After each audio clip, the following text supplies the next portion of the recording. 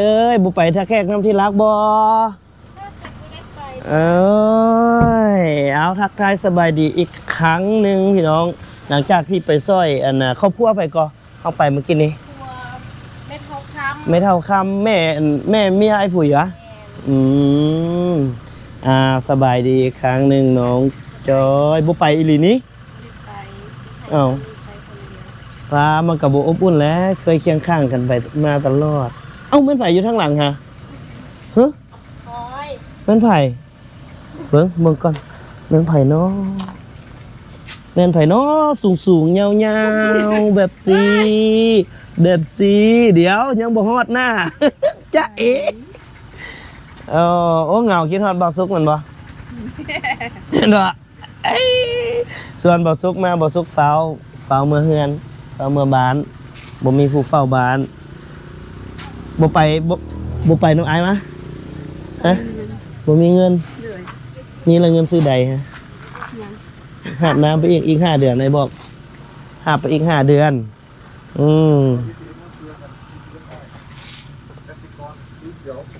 บ่มีแล้วคอยเอาบาทนี่เอาตลอดอันเดเพิ่นหาเที่ยวนี่ได้เบิดซีข้าวเจ้าเบิดอีหยังก็นำเจ้าเบิดเลยจ้าเพิ่นไปนั้นบ่แปลงอันเครื่องเสียงเพิ่นน่ะบ่ทำงานได้แน่นี่บอกไอ้มาเป็นคอนวอยบ่อยากมาเป็นคอนวอยบ่เอาหยังหลายดอกเมานึงเป็นแต่มกโมเฮายื้อเป็นแล้วบ่เป็นแล้วแต่ก็ยังไม่น้อยสำนี้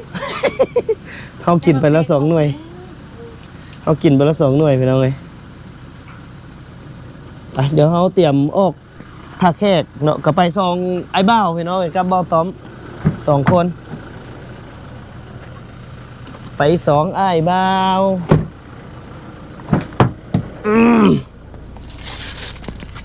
เดี๋ยวบ่เตียง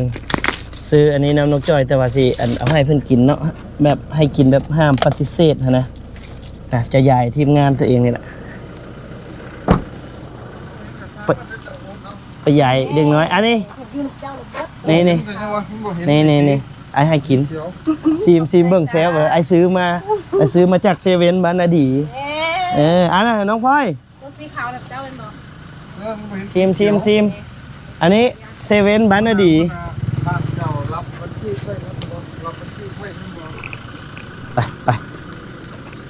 ไปเด้อบันนี้เด้อบอกคิดฮอดคุณสามีติคิดฮอดอยู่อันไปชั่วโมงเดียวนี้ได้นาทีนึงก็คิดฮอดโอ้ไปพี่น้องคิดฮอดแต่กอดบ่ได้อันนั้นก็คิดฮอดบ่ซุกมันบ่บอกว่าไอ้ซุกว่าคันอีก5 เดือน FC ยังบ่ซื้อใดให้แล้วเราสิเอามาเองทนห้ามน้ำไปก่อนครึ่งปีโอ้ใดนะก็ประมาณ1,000 บาทผู้ใดมันซื้อได้หัวจรวดไปเลยเนาะหัวจรวดก็บ่จักบาท700,000ข่อยซื้อทนได้10ของค่อยหาแห้งกว่าน้ำของค่อยหาดนเติบเลยได้ยังบ่ตายอยู่ไปพี่น้องเดี๋ยวเฮาออกเดินทางไปท่าแขกโอเคเดี๋ยวข้างในโอเคโอ้ฝรั่งกวักรถพี่น้องOkay. You come from where? Australia. Australia. Oh, Australia. Where you come from? I am people Thailand. Sorry, Thailand. Yeah, I'm Thailand. This I'm Lao. Nakai. Yeah. Thank you. Nakai district. Oh, very nice. You know Nakai? Seatbelt is okay or not? ไม่บอกว่าเขาจะไปซื้อของไปซอยเหลือเนาะ You're on holiday? Buy. Go to buy something for help people. Oh yes. Yeah. Help people, poor people. Oh nice.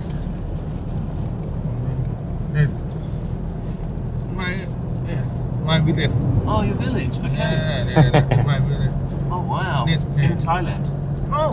In Laos. Oh okay. Mahasai district. I'm going to get motorbike and then go this way. Phuket Loop. Phuket Loop.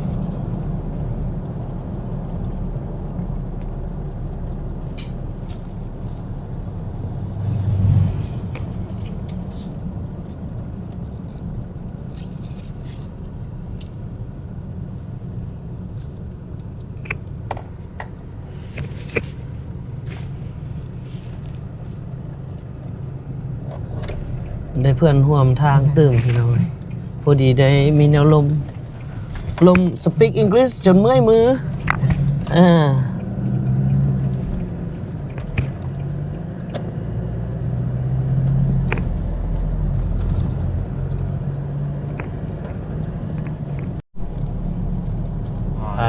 พี่น้อง In here, is it? ทีมงานพวกเรา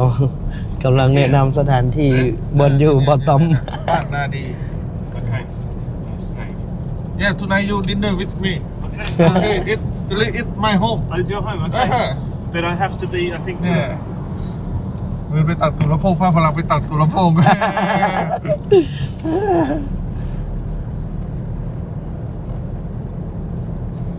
Tomorrow I take speaker my speaker okay. to party To party, okay. Yeah. Your birthday? เนี่ย no ไอ้ No birthday มายังออกแกไนท์เป็นที่งานออกแกไนท์จัดงานเนาะ make like some party Some party, okay. yeah it's not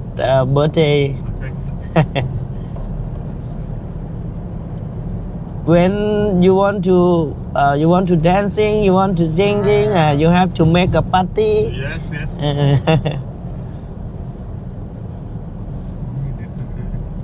แช่เดี๋ยวจะได้สั่งเขาเติมเงื่อนให้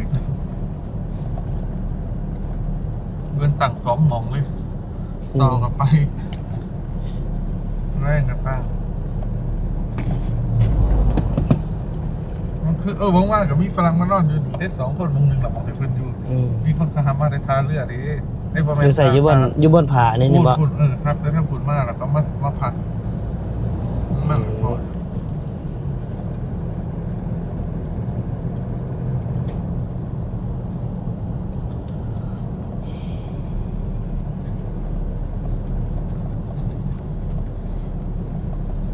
Road? Did you? yeah it's nearly in the bank Okay, yeah. พอดีเลยค่อยสิเอาเงินไปเข้าธนาคารเลย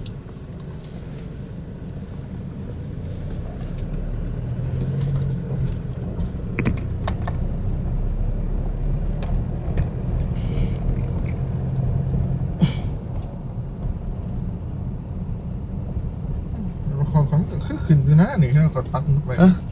เขาก็ว่าเขาปักมุดไว้อยู่ แม่นล่ะ This my home Your home, okay. ขึ้นอยู่บ่ ขึ้นอยู่นะเขาปักมุดไว้ You have WhatsApp? What up Yeah. No, look. This is my phone number. Here. เราโหลด WhatsApp มาลินเนาะ You send to me on WhatsApp.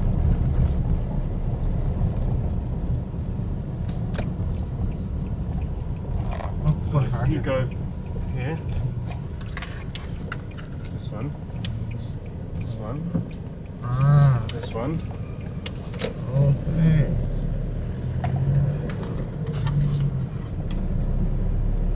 กระทรวงโยธา มาแล้ว Richard. Richard. วิทย์ชื่อ Richard. Oh.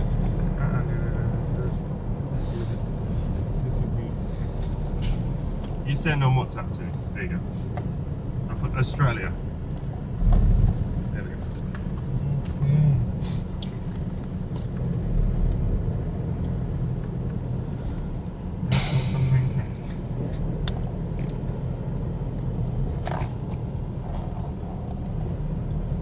บ้านนาดีเมืองมหาไส้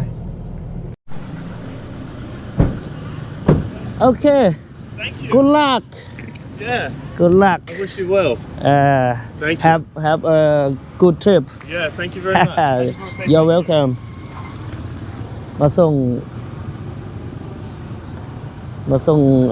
ฝรั่งเศส Good luck. Yes, thank you. All right. โอเค Happy travels. Thank you very much. โอเคพี่น้องก็มาส่งฝรั่งเนาะขึ้นรถมาแต่ว่าเดี๋ยวเฮาทำธุระอยู่ธนาคารหน่อยหนึงเนาะเพราะว่ามีคนฝากเงินมาให้คนเจ็บพี่น้องเลยเดี๋ยวบ่เตียงคำขอตัวก่อนฮอดแล้วพี่น้องฮอดโรงพยาบาลแล้วหลังจากที่ไปรับเอาเงินจากเอื้อยผู้อยู่ฝรั่งเศสเนาะเพิ่นเห็นคลิปของบ่เตียงคำนากายเพิ่นก็เลยฝากเงินมา2 ล้านกีบเนาะมื้อนี้บ่เตียงสิเอาไปมอบให้เพิ่นแล้วก็ติดตามอาการเพิ่นอีกพี่น้อง ติดตามอาการของน้องเพิ่นจักหน่อยหนึงเนาะบ่ฮู้ว่าอาการน้องเพิ่นเป็นจังไดละวันนี้ก็มาพร้อมกับบ่าวตอมเดี๋ยวพาบ่าวตอมมาเบิ่งเคสใหญ่เลยนะนี่วันนี้นี่ถือว่าเอาชีวิตดึงชีวิตคืนได้คันว่ารอดก็ถือว่าสมควรละโอ้ขาดเลือด15มือเจ้าคือเบิ่งบ่าวตอม จืดจางมัน จืดจางเบิดนอนรอท่าคันสิว่านึงรอท่าความตายนะเฮาจะว่าคันว่ามันรอดเฮาก็ได้บุญหลายละได้ซอยคนบ่ซี่นะเขาบ่มีอีหลี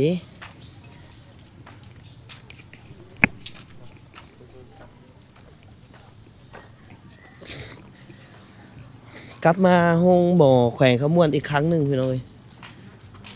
เป็นมื้อที่3ละที่บ่แต่คำมาติดตาม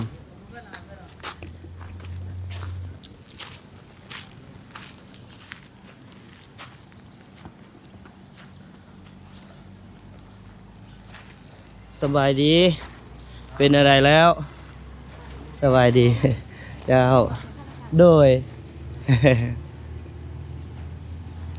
เป็นจังไดแล้วหลาน ใครแน่บ่เดี๋ยวซะเลือดธงที่2ใส่แล้ว ใส่เรียบร้อย โดย โอ้ ขอบใจเพิ่นเนาะ คนจะกระชับใส่เช้านี้ เพิ่นว่าใส่ให้ใส่จากถุง 3-4 ทุ่มแล้ว 3-4 ถุง โดยไปแล้ว แล้วอันได้หาเลือดไว้เติมอีกแล้วบ่ ยังโดน5มี แล้วตัวไอ้น้องไปกวดหั่นเด้ ปุ๊บแล้วเลือดแล้วยังแพทย์เป็นบุรพาเพิ่นแจ้งมาแล้วเลือดเอ้ยเพิ่นยังเลือดได้ 35% ต้องได้บำรุงคันสำคัญล่ะเนาะเพราะบ่บำรุงบ่ได้บ่บำรุงโอ้อันตรายเฮาก็ยังงงอยู่อันปัญหาเลือดหลุดนี่เฮาก็ยังงงอยู่มันเกิดจากอาหารการกินบ่หรือว่าแนวใดหรือพยาธิตัวใดหั่นน่ะเนาะ บ่จักเลย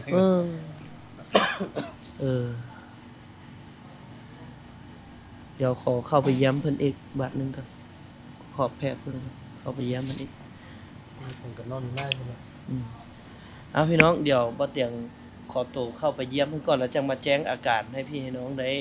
รับทราบเนาะอันนี้หมอน้อยให้มันบอก แม่นล่ะ เป็นอะไรหมอน้อยนี่ บ่นอนนี่ก็ ใครแน่แล้วเนาะนอนอยู่ได้ตอนค่อยไปฮะมาได้น้ำเกลือได้ยาแล้วซื่นขึ้น ขอให้เราขึ้น ขาดสารอาหารแล้วจะเอาแม่เพิ่นมาเพราะว่ามีคนอยากถามเรื่องลูกสาวเราอยู่บ้าน มีคนอยู่ฝรั่งเศสเพิ่นเห็นรูปเห็นคลิปมันนั้นเพิ่นแหละสอบถามถ้าว่าเข้าเป้าเพิ่นก็สิดูแลเพิ่นสิดูแลซอย แต่มันบ่เข้าเป้าแล้วก็บ่เป็นหยังเนาะเดี๋ยวเราเข้าไปเยี่ยมเพิ่นก่อนพี่น้องแล้วจังดมกับแม่เพิ่นหน่อยนึงก่อนที่บ่เตียงสิมีบางสิ่งบางอย่างให้เพิ่นอีกหน่อยนึงเป้สบายดีเป็นอะไรลูกชายเป็นจังได โอ้ยบ่ตาย บ่ตายเด้เห็นบ่ปานนั้นปาน ต นั้น อนนั้นเขาตกใจ ปานนั้นว่าบ่รอดแล้วไปก็บ่รอดเฮาบอกอยู่ว่าไปห้องหมอบ่ตายคันว่ายังว่ามืออื่นมือฮืออยู่แล้วตาย มือหูก่อน มืออื่นมือฮือแล้วตายแท้แน่นอนนี่แหละบอก อันไหนไอ้ เขาให้ บักอันนี้เด้เป็นอะไรบักอันนี้ มีจัก เข้าให้ใส่แล้วเลือด เขาให้ เลือด ใช้ บ่ได้เบาเว้ย บำรุงเอาคือเฮาว่าหั่นแหละมันก็ขึ้นคือกัน จะชื่อให้ ซื้อให้กินมันขาดสารอาหารบำรุงเอาให้เลือดมันขึ้น โดยเฉพาะปิ้งตับบ่ตับต้มตับ ตับแม่นแท้ตับไข่ไก่ตับกินอยู่แล้ว กินไข่นี่ให้ได้ละมื้อละหน่วยฮะกินไข่กับตับตับแล้วแม่นสำคัญแหละบำรุงเลือดบำรุงเอามันก็มาเลือดฮะอันนี้มันบ่ได้กินหยังเลยมันสิมาแต่ใสเลือดมีแต่ใสบัดบ่ได้ผลิตบ่มีแนวบำรุงเนาะเพราะแล้วก็อันถามเพิ่นว่าอันยาบำรุงเลือดมันหยังหั้นมันก็มีอยู่ยาบำรุงเลือดหั้น เอามือฟังอีกจับเนาะ คันว่ามันยังแข็งแรงอันนี้เลยบ่ใช้ดีกว่าข่อยเว้า มันยังแข็งแรงใส่เลือดก็เสี่ยงได้บ่แม่นบ่เสี่ยงได้แม่นบ่พอถ้าเลือดดีก็โอเค มันบ่เข้าเซลล์เด้มันเป็นอะไรสมมุติว่าซอกก็ เอาพวกอะไรไว้ กินน้ำยัง ไปน้ำบ่าวฮะโอ้เรามาแต่ประเทศไทยพุ่นใดเคยเมืองลาว มาไปเรียกมา มาเป็นเคยอยู่พี่ ไปไหมลูกไปไหมเอาขี้อายปานนี้สิบ่ได้กินน่ะนี่นี่ถามนะนี่เอาจับกล้องให้เฮาเลยนี่เป็นตากล้องให้พร้อมไซส์จับเชิงได้ ชมระวัง บ่เชิงระวังนะเดี๋ยวเอาไม้ตัวนี้ก่อน ออกระ เอาไม้ก่อนพี่น้อง ค่อยออกค่อย อ่ะ นั่นคือปัน อยู่ไกลๆเบิ่งขออนุญาตเด้อเน็ตก่อนนี่อยู่เฮือนหั่นยังไผแน่ก็อยู่เฮือนนะลูกเจ้าน่ะ ลูกบ่ ลูกแปลให้ได้ ลูกเช้าเนาะ ยังลูกสาว ลูกเช้าชองคนผู้ใหญ่น่ะ คุณใหญ่จักปีละ อีนั่นก็ 15 ปีอีตัวน้อยเด้ อีตาน้อยก็รวมมัน13อยู่แล้ว เอาขึ้นไปนี่เลย จำได้บ่ต้องถ่ายอีกนะบ่ต้องถ่ายละโทรศัพท์ค่อยเสร็จแล้ววะ ได้รับ เอ้า รับ บ่แม่นค่อยปะอีกเพิ่นบอกแล้วเราจะถ่ายนั่นน่ะเนาะถ่ายตัวนี้ก่อนซะ มาถ้าจะไปจะทำ ไปแม่ ต ไป อง กิน นี่จ้ะตองนี่จ้ะ บอกกา แล่น เฮาบ่ฮู้คำลาว แล้วอัน โอ้ตกโรธรรมดา ได้เฮียนบ่ลูกเจ้าฮะ ได้เห็น เฮียนผู้ใหญ่น่ะเฮียนล่ะ ยังเฮียนอยู่บ่ ออกแล้ว ออกแล้ว โต โตกกลูกกกน้ำเลย กกแล้วอ อ๋ อ อ ก แล้ว ยังโต ยังอีตุ เออ ผู้ที่ชอง ผู้ที่สองยังบ่ยังเฮียนบ่เฮียนห้องใด บ่หา ปห้า อืม ชื่อพี่สัง อีนวง อีนวง อืม อีตัวกกแล้วมันบ่เฮียนแล้วเนาะ เห็นโอ้มัน เฮียนแล้วออกแล้ว มันออก มันออกแล้วมันบ่อยากเข้าเลยเนาะบัดนี้เนาะ เขาโอ้ยขึ้นมี แล้ว เขาโอ้ยขึ้นมัน แล้ว ลูกพ่อน่ะก็หนี่ปะเอาพัวบ่ โอ เป็น ้ย พัวหนี่ปะ จังเหมือนโพดเนาะอันบ่อนใดมันโพดแล้วซ้ำเดี๋ยวเต็ก เอาคอยบอกเลยในโฮมใช้จังหวะ เว้าเรื่องอีนวลซะบัดนี้เนาะ อืม อีนวลนี่ยังเฮียนเนาะ อืม เฮียนอยู่ห้องใด บ่หา ปห้า อืม อยู่บ้านน่ะมีฮอดปหยัง มา โมซี่ เออ วาง มั นั่ น นก็ แนวนี้เนาะพี่น้องเงินมันมีผู้ใหญ่ใจบุญเพิ่นว่าเพิ่นอีดูลูกเจ้าที่เห็นฮะก็ยังมีผู้หนึงชื่อนวลเดี๋ยวบ่เถียงสิส่งรายละเอียดให้ว่า เจ้าชื่อผัวชื่อเมียชื่อลูกแต่ละคนผู้ใดเฮียนแนวใดแน่สิส่งให้เพิ่นเพราะว่า ตัวนี้ก็เฮียนตัวนี้ตัวไข่ เพิ่นสิอันเอาลูกเจ้าแล้วเขาเอาแต่ผู้หญิง อืม บ่แม่นเอาไปเลยดอก เขาเอิ้นว่าเอามาเป็นลูกบุญธรรมเขาเจ้าอยู่ต่างประเทศพุ่นอยู่อันฝรั่งเศส ติดเลยกู เพิ่นสิคันว่าได้มีรูปมีห้อยเขาข้างแน่หั่นน่ะ อืม แล้วเพิ่นสิอันน่ะซอยทุนเฮียน เดือนหนึง4-5แสนนี่แหละประมาณนี้แหละก็ยังใครเนาะก็ยังได้เดื เอ้ยมันก็วางนั่นก็เขาช่วย บ่ว่ามันได้ลูกเลยสิว่าเรื่องผู้ที่ยังเฮียนอยู่ ยังเฮียนอยู่ตอนนั้นนะ เออ อืม มันสร้างครอบครัวสำนั้นแหละให้มันกลับมาเฮียนอีกบ่เฮียนดอก ทอน้องมันหันเอ้ยเห็น อีนวลเนาะ อีนวง อีนวง เอ้ย อี น น ว ว ง งจักปีแล้วอีนวงอ่ะ บนเอ้ย14เนาะ 14แล้ว 13บ่ น้องก็เป็น16 ปีชื่อน้อง เฮีย เป็น16 ปี แต่ว่ามันเยอะเนาะ อีนาง อายุเยอะแต่ว่ายังเข้าห้องน้อย กับประมาณ13 ปีนั่นแหละ อืม พวกเรายัง12 ปีหนู13 ปีได้แล้ว 13 เว้าภาษาลาวบ่เป็นเลยบ่แต่ยิ้มเลยนี่พี่น้องยิ้มเลยนี่ อ่า ตอนอยู่ มัน เฮื ว่า อนน่ะสิ อืม ไอ้น้องไปก็น้ำตาซึม วานนี่ใช่แล้วเขาแบบเขาเอาไปเอาเลือดให้เลยคอยเราบอกมันอ้ายนกเขานะมันยอมมือบ่ได้ได้ใช้กับมีแต่เข็มมันย้อนมือนกเขาบริจาคเลือดให้เจ้าอ้ายนกให้เขาเด้ให้หาให้โอ้บางเตียงครับเราหาให้เจ้า เพิ่น ใช้ ถามเนาะ คุณถามใครเราบ่เมื่อยบ่เราเอาเลือดเราใช้เฮาบ่ อืม ามค่ะบ่เราแบบเราลงเพชรลงง่ายเขาอีต้นน่ะเขาไปใช้ให้เจ้า บ่เตียงก็โอ้คือกัน แต่ว่าคันบ่เตียงก็ออกบ่เตียงไปใส่บ่ได้เลย อืม จบเลยบ่เตียง เราบ่ได้เมื่อยบ่เราบ่ได้เป็นเมื่อยบ่เลือดเราบ่เอาให้เฮา เฮามักเป็นวิน คอยคือนั่น เขา น่ะ ฮู้บ่ยากตัวเอง คอยคือเดียว บางเทื่อย่างไปนี่ก็ยังนั่งงุบๆนั่นนี่ก็ยัง อืม โอ้ดีใจได้พี่น้องที่ โอ้ ที่ ดีใจ ได้ไปเห็นเพิ่นในมื้อนั้นเนาะก็เห็นแล้วก็บ่ได้คิดลังเลหยังเลยมีแต่ว่าอยากเอาไปก่อนเพราะว่าเชื่อมั่นในแรงศรัทธาหรือว่าเอิ้นว่า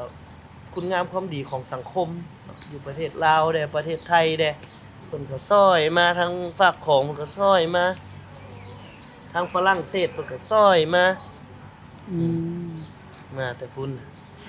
ทางเจ้ามาเว้ย นี่ ฉันบ่มีเจ้า เห็นบ่นี่ ผลหมอมอีก2 ล้านนี่ไปเอามาเมื่อกี้นี่แล่นรถมาแต่หน้ากายพุ่นได้นี่มาเอาเงินก้อนนี้มาส่งให้โอนเพิ่นก็บ่โอนเพิ่นอยากได้ฮู้แล้วส่งให้เพิ่นอยู่ฝรั่งเศสเนาะอันนี้ก็ต้องกราบขอบคุณเพิ่นที่เอ็นดูสงสารแล้วก็เพิ่นเองเนาะที่ว่าอยากช่วยลูกเจ้าผู้ยังเฮียนหัน อืม ถ้าว่ามันเป็นไปได้แล้ว จะ แหละ ทุกข์ขึ้นมันเป็น เพิ่นยังสิเพิ่นอยากช่วยให้มันได้เฮียน อืม ให้มันได้เฮียนจนมันอยากเศร้าพุ่นแหละ บ่ไอ้นวงนี่มันบ่ไอ้นวงนี่มันบ่เช่าได้ อืม เออ เขามักเลยนะ เออ มันมักเฮียน ตอ นะ แล้วแบบข้าวกินกับบ่มีไปช่างกินกับบ่มีคอยละบอกอีอันนั้นออก เดี๋ยวนี้ก็เข้า อี ก็ ม่วงหั่นนะอีผู้ที่ชองค่ะเขาบอกออกช้าครอบครัวตัวบ่เพียงพอและอย่าชุบเฮียนหลานเอ้ยทุกอย่างออกมาไปเฮ็ดเวียกเฮ็ดงานนำแม่เราตัดสินใจบ่ออก คิดถึกเด้ ทุกชมได้เฮาก็บ่ออกนะเช้าเฮาชูไปคืนนี้น่ะบ่มีไปช่างกินเฮาก็บ่ออก เดี๋ยวนี้ก็อดข้าวเดี๋ยวนี้บ่มีข้าวจักข้าวโถเบิ่งแล้วทางเฮือนนั่นนะอืมเอาก็ยุ่งไปก็ เอา ยุ่ง อันนี้เดี๋ยวบ่เตียงมอบให้เลยเด้อแบบนี้เลยบ่มีพิธีรีตองเลยเนาะเอา2 ล้านนี่อยู่ในนี่โอ้ย จูผัวอุ้ย ยังอยู่บ่แต่เมื่อวานนี่ก็ยังอยู่เนาะ ยังอยู่ อืม มีหยังก็เก็บไว้ถอนไว้เอาไว้ใช้ในยามจำเป็น อืม ยังลูกเต้าคันมันเหลือกับลูกเต้าเฮียนเพราะว่ามันใครเนี่ยมันออกห้องหมอแล้วเฮาก็สิยังสิเฮ็ดขอบคุณเพิ่นอันนะเบิ่งอันนี้2 ล้านเด้ออยู่นี่ใส่ซองครบแล้วล่ะบ่ต้องนับดอกบ่เตียงบ่เอาดอกมีแต่ตึ้มบ่เคยเอามีแต่ตึ้มพอมื้อวานนี่พอ3 ล้านก็ตึ้มนี่เอาแม่ขอบใจเพิ่นหน่อยหาเบาต้อม ขอบใจเวลา โอ้ ไว้ เบาต้อมจากสุรินทร์ผู้ใดไหน อืม มาแต่ไทยผู้ใด อืม เอาไว้ อืมขอบใจ โอ้ โอ้ อยากอายอยากสั่น เอ้าโทรศัพท์ข่อยอยู่ไส คอยหลงเงินคอยนึกว่าจะแบ่งละแสน โอ้ยอยู่นี่เนาะ วันนี้ขาดอยู่40,000ให้แบ่งพันแล้วเพิ่นบ่ทน อืม ก็จะมาเอากระเป๋าเตียงเอา40ไปให้เพิ่น บอก มันเป็น90ก่อนก็นึกว่าจะแบ่งละแสน แล้วยังเอาให้เพิ่น พอไปจกออกเอาเพิ่นมาอีก40เอ้าเท่าไหร่นี่90ประมาณนึกว่าจะแบ่งละแสนไปเทียมมาเพิ่นเอานี่เงินเจ้า50โอ้ขอละเอียดเอาแบ่งพันให้บ่มีทอนว่าซั่น เอาพี่น้องเดียวบ่เสียงคำสิเข้าไปถ่ายรูปเอาน้องชายเพิ่นว่าหน้าตาซื่นซั่นใดอัปเดตให้พี่ให้น้องได้เบิ่งเนาะแล้วจะออกมาลมกัน โดย อีกครั้งหนึง เออ เล็บมือเล็บตีนเขาแล้ว คือเลยเนาะไม้มันน่ะเนาะมื้อนั้น นี่ จ ก็ นเหลืองจนดำแล้ว ศพนี่ก็มันเป็นแล้ววางนี่ขาวโอ้ เขาก็ดีใจ ย เขาก็ดี เอ ใจ อ แล้ว ห ล่ะ น้าตาเฮาก็มาดไปก็จักเมื่อยเฮาเขาว่า มอนี่นะมือไปของมอถึงเด็กมีร่างเป็นคนเด็กบอกกินข้าวบอกกินทั้งค่อยละกินมักชลีหักปันเดียวกับบักอันนี้ช้ำนี่แหละ คันอยู่บ้านน่ะนอนท่าความตายเลย แม่น คือเฮาถ่ายรูปถ่ายอันนั้นให้เบิ่ง ถ่ายบ่มีโต บ่มี เงิ เจ้าน น่ะ เจ้าบ่เอาชีวิตแล้ว เออ มันก็แล้วแต่บ้านเด้อบางบ้านไปถึงในบ้านดีก็ดีถึงในบ้านบ่ดีพอดบ่ให้เข้าบ้านเอ้าลูกบ้านสิเป็นหยังก็ยากคอยถึงมาแล้วเอากระเป๋าเตียงไปหลายบาท บ่เปิดโอกาสนะย้านหลาย อ่ะ ไปบางบ้านนี่บ่ฮอดบ่ให้ทาย อ่า ฮอดบ่ให้ทายก็มี อ่า มัน เล่นเลยเล่นนี่บางคนก็ปิดหน้าเลย อืม เพราะว่าโลกมันกว้าง อ่า บ่ยังบ่อึดคน อ่า จักซอย แต่ว่า ในการซอยนั้น อ่า เขาก็ต้องเห็นรูป อ่า เห็นภาพพี่น้ อื อง ม อันนี้ยังให้เข้าใจคือบ้านเฮาคือกันเมื่อให้เอาบทเรียนในมื้อเบาเตียงพามาเนี่ยแหละ อ่า แล้วเอาไปคิดเบิ่งคิดพิจารณาเบิ่งเนาะอ้ายเนาะว่าตัวดีมันก็มีตัวบ่ดีมันก็มี แต่ตัวดีมันอาจจะหลายเฮาก็ต้องเลือกว่ามันสิมีคนเข้าไปก็มีทั้งคนดี คนบ่ดี อ่า มันต้องพิจารณาไปแหละแต่ว่าเฮาคือคนเข้ามาหาเจ้านี่10คนจะฮู้บ่ไผดีไผบ่ดีบ่ฮู้เฮาต้องคบเบิ่งก่อนบ่ดีแล้วจังบ่คบแม่นบ่เอาว่าซั่นเอาเดี๋ยวบ่เตียงเข้าไปบุญก่อน อืม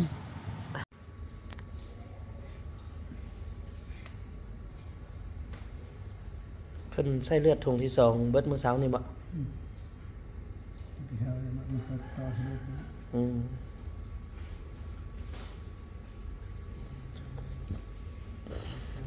ยังกวดมึงอีกมื้อนี้เอาเงินมามอบให้2 ล้าน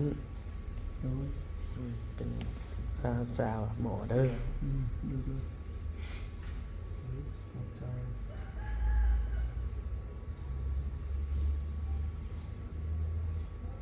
นี่ล่ะพี่น้องเดี๋ยวเอาให้เบิ่ง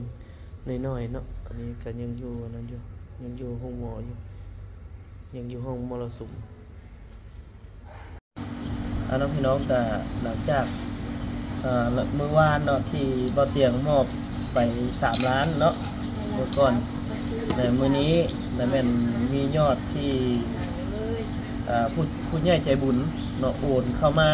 โดยผ่านบัญชีของน้องลินเนาะซึ่งเป็นหลานสาวของคนไข้บังเอิญมื้อนี้ฮะที่บ่เตียงค่ำได้เอาเงินนี่มามอบเพราะว่าหลานสาวเพิ่นบ่อยู่แล้วพอดีบังเอิญบ่เตียงหั่นเดินทางมาเนาะมามอบเงินของผู้ใหญ่ใจบุญทางฝรั่งเศสโอนฝากมาให้2 ล้านรวมกันเป็น4 ล้านกีบในมื้อนี้เนาะก็เลยน้องลินก็เลยโอนเข้าบัญชีบ่เตียงให้ถอนให้แด้เนาะหาถอนให้คันโอนใส่ผู้อื่นก็สิได้เสียเงินว่าซั่นซะ10,000ล้านหนึงนี่ต่อ 10,000 หมดล่ะแต่เจ้าจะหักเอาถ้า2 ล้านก็20,000 เนาะอันนี้บ่เตียงไปถอนตั้งตู้ ATM คือบ่เตียงต้องจ่าย 2,000 คือบ่เตียงจ้างถอนให้เพิ่น บ่แม่นเพิ่นจ้างบ่เตียงถอนได้เนาะอันนี้อยากซอยอีหลีพี่น้องเอ้ยเห็นยากคนเฮาซอยกันก็ยามเจ็บยามเป็นยามทุกข์ยามยากถ้าอยู่ดีมีแฮงก็บ่อยากให้ไผซอยดอกแม่นบ่คนเฮามันก็ซอยกันก็ยามทุกข์ยามยากเอาอีก2 ล้านเด้อเป็น4 ล้านมื้อนี้เนาะ โอ้นึงเหรอ พานนึงเหรอ